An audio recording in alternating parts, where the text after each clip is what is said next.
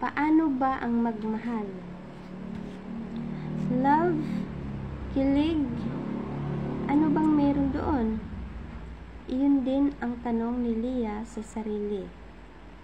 Isa siyang college student at nasa 3 taon na sa kursong business management.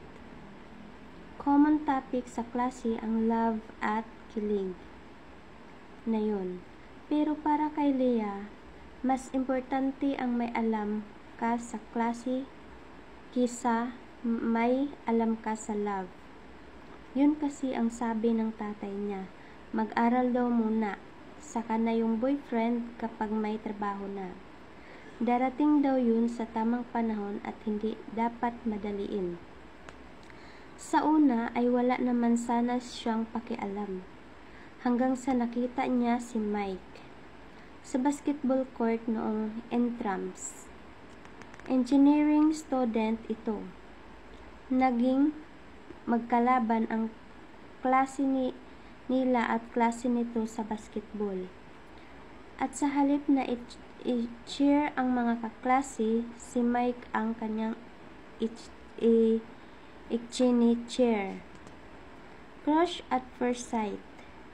Inalam niya ang pangalan nito at mga ginagawa nito araw-araw sa school. Stalker na nga minsan ang tingin niya sa sarili.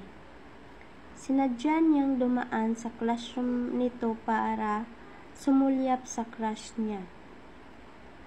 At gaya ng iba niyang mga kaklase na nagkaka-crush din. Pinangarap din niyang sana ay magkakilala sila ng personal ni Mike. Ligawan siya nito at maging sila. Hanggang sa nabigyan sila ng pagkakataon na magkakilala. Malakas ang buhos ng ulan.